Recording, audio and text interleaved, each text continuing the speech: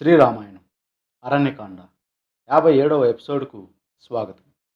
రావణుడి ఒడిలో నిస్సహాయరాలుగా కూర్చుని ఉన్న సీతమ్మ రావణుడిని నిందిస్తూ భయంతోనూ, దుఃఖంతోనూ, ఆవేశంతోనూ, శోకంతోనూ దీనంగా విలపించిందని గత ఎపిసోడ్లో చెప్పుకున్నాం. ఇక మిగిలిన కథను ఈ ఎపిసోడ్లో చెప్పుకుందాం.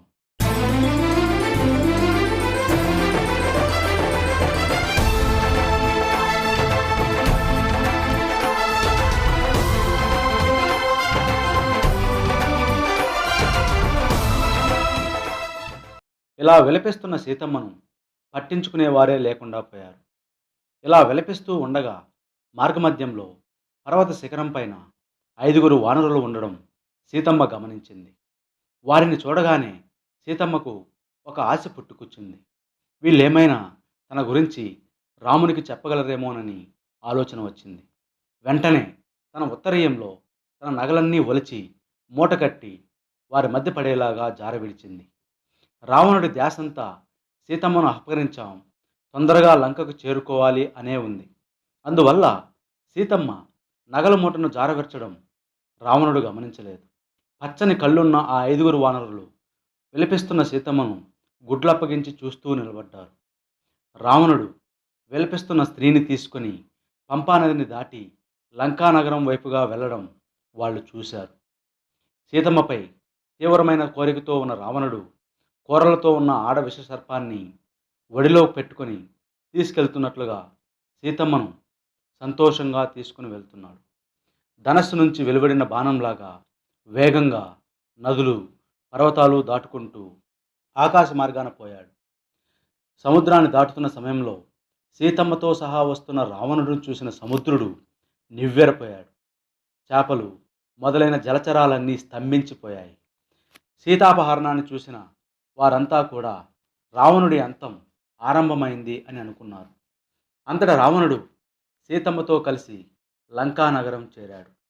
ఆ పట్టణంలో వీధులన్నీ తీర్చిదిద్దినట్లుగా ఉన్నాయి. జనంతో వీధులన్నీ కిటకిటలాడిపోతూ ఉన్నాయి. మయుడు మాయాజాలంతో నిర్మించిన రాజభవనంలో దుఃఖం వల్ల అపస్మారక స్థితిలో ఉన్న సీతమ్మను ఉంచాడు. సుందరమైన పిశాచ స్త్రీలను పిలిచి తన అనుమతి లేకుండా స్త్రీలు కానీ పురుషులు కానీ ఎవరూ లోపలకు పోయి సీతను కలవరాదు అని చెప్పి కాపలా కట్టుదిట్టంగా ఏర్పాటు చేశాడు. ఓ పిశాచ స్త్రీలారా, మనులు కానీ, బంగారం కానీ, వస్త్రాలు కానీ, సీత ఏది కోరితే అది వెంటనే ఇవ్వండి. ఎవరైనా సీత మనసు గాయపడేలా మాట్లాడితే ఉత్తర క్షణం మరణదండన విధిస్తాను. ఈ రకమైన ఆదేశాలిచ్చి బయటకు వచ్చిన రావణుడు ఇకపై తాను ఎలాంటి జాగ్రత్తలు తీసుకోవాలా అని ఆలోచించాడు. వెంటనే నరమాంస భక్షకులు, మహాపరాక్రమవంతులు అయిన 8 మంది వీరులను పిలిచాడు. రాముడు ఏ ప్రయత్నంలో ఉన్నాడో తెలుసుకోవాలనుకుంటున్న రావణుడు వారితో ఇలా అన్నాడు: వీరులారా, మీరంతా వివిధ రకాలైన ఆయుధాలను తీసుకుని జనస్థానానికి వెళ్ళండి. పూర్వం అక్కడ కరుడు ఉంటూ కార్యక్రమాలన్నీ చూసుకుంటూ ఉండేవాడు. కరుణ్ణి 14,000 మంది రాక్షసులని రాముడు పట్టణ పెట్టుకున్నాడు. అందువల్ల జనస్థానం అంతా ఖాళీగా ఉంది. అది అలా ఖాళీగా ఉండడం నాకు ఇష్టం లేదు.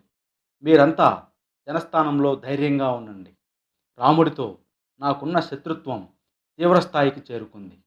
ఆ కారణం చేత రాముడిపై నాకు ఎప్పుడూ కలగనంత కోపం వచ్చింది.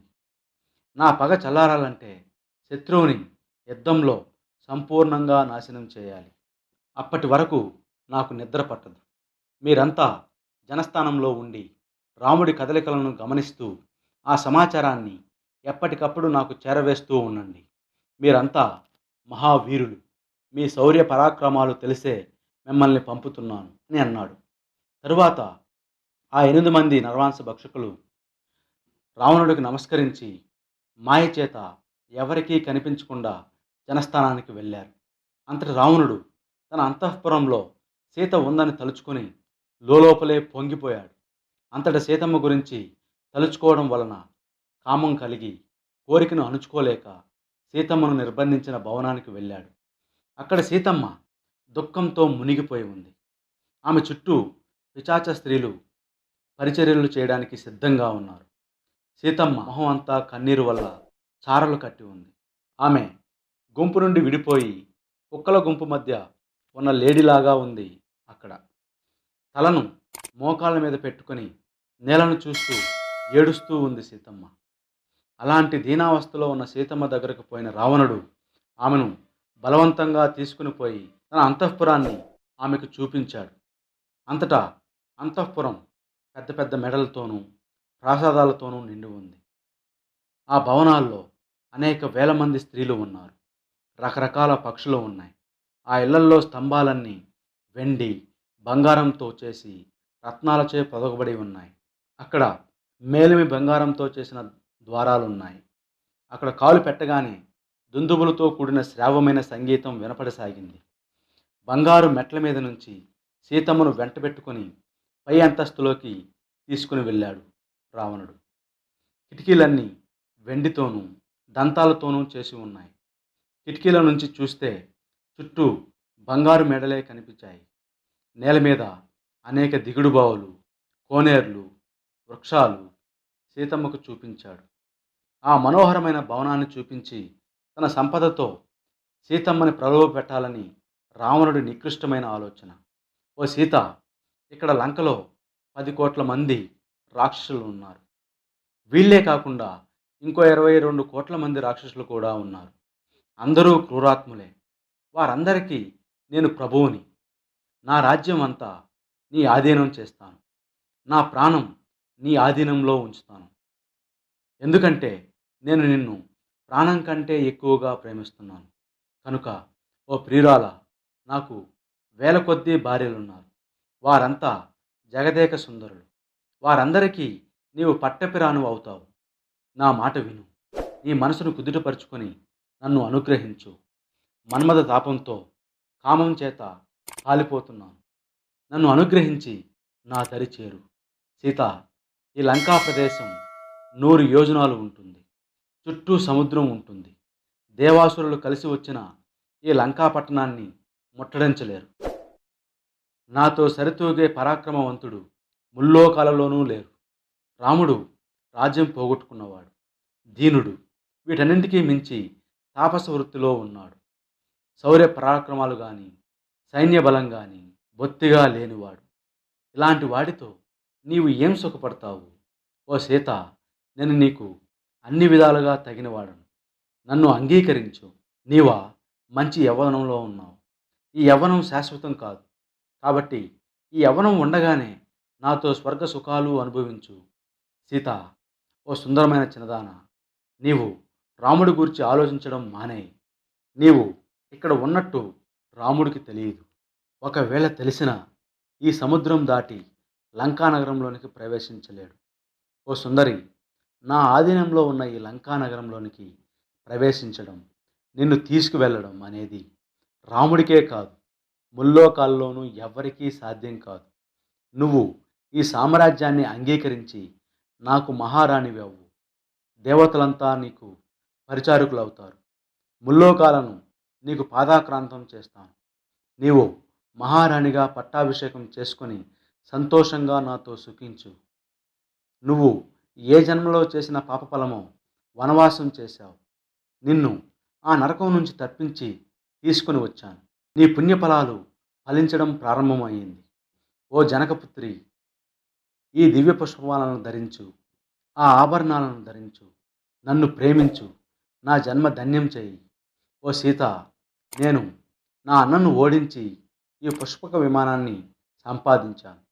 అది సూర్యుని తేజస్సు వలె ప్రకాశిస్తూ ఉంటుంది. ఎంతో విశాలమైనది. నువ్వు నేను ఆ విమానంలో సుఖంగా విహారయాత్రలు చేద్దాం అని అన్నాడు. రావణుడి మాటలు వింటూ పౌటి చెంగుతో మొహం కప్పుకొని కన్నీరు మున్నీరుగా ఏడ్చింది సీతమ్మ. దీనురాలై వికలమైన మనస్సుతో కూర్చుని ఉంది. పాపాత్ముడైన రావణుడు సీతమ్మతో మళ్ళీ ఇలా అన్నాడు. సీత, నన్ను భర్తగా అంగీకరించడం అధర్మం అని అనుకోవద్దు. ఇలాంటి వివాహాలను ధర్మశాస్త్రం, ఋషులు కూడా అంగీకరించారు. ఓ సుందరి, సుందరమైన నీ పాదాలను పట్టుకొని వేడుకుంటున్నా. నేను ఈ విరహ బాధను భరించలేకున్నా.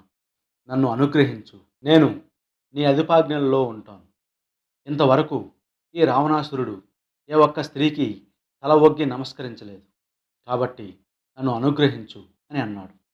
శోకంతో కృశించిపోయి ఉన్న సీతమ్మ రావణుడు ప్రేలాపనకు ఏమాత్రం భయపడకుండా ఇరువురు మధ్యన ఒక గడ్డిపోచను ఉంచి ఇలా అన్నది: దశరథ మహారాజు ధర్మాన్ని రక్షించడంలో సేతువు వంటి వాడని, సత్యవంతుడని జగమరిగిన సత్యం. రాముడు అతని యొక్క కుమారుడు. ముమ్మాటికి సత్యసంధతలోనూ ధర్మ పరిరక్షణలోనూ తండ్రిని పోలిన వాడే. ఈ విషయం కూడా ముల్లోకాలకి తెలుసు. అంతేకాదు, రాముడు ఆజానుబాహు, విశాల నేత్రాలు కలవాడు. అలాంటి రాముడే జన్మజన్మలకు నాకు భర్త. నా దైవం రాముడే. ఆ రాముడు తన సోదరుడైన లక్ష్మణుడితో కలిసి వస్తాడు. నీ ప్రాణాలను తీస్తాడు. నీవు రాముడుండగా నన్ను అవమానించి ఉంటే ఈ పాటికే నీ ప్రాణాలు గాల్లో కలిసిపోయావి. రాముడు లేని సమయంలో అపహరించావు కాబట్టి నువ్వింకా బ్రతికి ఉన్నావు. ఓ రావణ, నీ రాక్షసుల గర్వాన్ని గురించి ఏవేవో మాట్లాడావు. ఇప్పుడు చెప్తున్నా విను. నువ్వు ఈ రాక్షసుల ధర్మాలు అంతా కూడా రాముని ముందు గరుత్మంతుని ఎదుట ఉన్న సర్పాలు యొక్క విషం శూన్యమైనట్లు నిర్వీర్యులైపోతారు. రామునిచే విడవబడిన బంగారు కొనలు గల బాణాలు నిన్ను, నీ సైన్యాన్ని నేలకూలుస్తాయి. నీవు దేవతలను, రాక్షసులను గెలవచ్చునేమో, కానీ రామునితో మాత్రం అస్సలు గెలవలేవు. నిన్ను యూపస్తంభానికి కట్టిన పశువులాగా కట్టి నీ జీవితాన్ని అంతం చేస్తాడు. నీవింకా రోజులు లెక్క పెట్టుకుంటూ జీవించు. నా రాముడు తలుచుకుంటే చంద్రుడిని నేల కూల్చగలడు, సముద్రంలో నీరు లేకుండా చేయగలడు. నిన్ను అంతం చేసి నన్ను విడిపించగలడు. నీ ఆయుష్ మూడింది, నీ రాజ్యం నశిస్తుంది, నీ బలం నిర్వీర్యమైపోతుంది, నీ ఇంద్రియాలన్నీ నశిస్తాయి.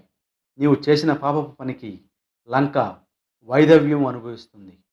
అరణ్యంలో నా ధర్మాన నేను నా భర్తతో జీవిస్తున్నాను. అలాంటి నాకు భర్త వియోగం కలిగించావు. నీవు చేసిన ఈ పాపపు పనికి నీకు మరణమే శరణ్యం. నీ జీవితంలో ఇక శుభం అనే మాటే ఉండదు. ఓ రావణ, నా భర్తకు ఎదురుపడినప్పుడు నీ శరీరంలో ఒక్క అంగుళం కూడా విడవకుండా రామబాణాలు చొచ్చుకొని పోతాయి. దాంతో నీ మదం, గర్వం, అహంభావం నీతో పాటే నేలకూలుతాయి. లోకంలో ప్రాణులకు పోయే కాలం దాపురించినప్పుడు కాలానికి కట్టుబడి తప్పులు చేస్తూ ఉంటారు. ఓ రాక్షసాధముడా, నీకు కూడా పోయే కాలం రావడం వల్ల నన్ను అవమానించావు. అందుకు నీవు, నీ బంధుజనం, నీ రాజ్యం కూడా నాశనం కాక తప్పదు. రావణ, రాముడి భార్యను, పరమ పతివ్రతనైన నన్ను, పాపాత్ముడైన నీవు తాకరాదు. ఈ శరీరం జడ పదార్థం. అదే నీకు ఇష్టం అనుకుంటే శరీరాన్ని బంధించగలవేమో. నాకు ఈ శరీరాన్ని కానీ నా ప్రాణాలను కానీ కాపాడుకోవాలనే కోరిక లేదు. అలాగని నాకు అపకీర్తి కలిగే పనిని నేను ఎన్నటికీ చేయను అని అంది. అందుకు రావణుడు, సీత, నీవు నన్ను ఎంత దూషించినా నీపై కోరిక చావడం లేదు అని అన్నాడు. ఇక మిగిలిన కథను తరువాత ఎపిసోడ్లో చెప్పుకుందాం. జై శ్రీరామ్.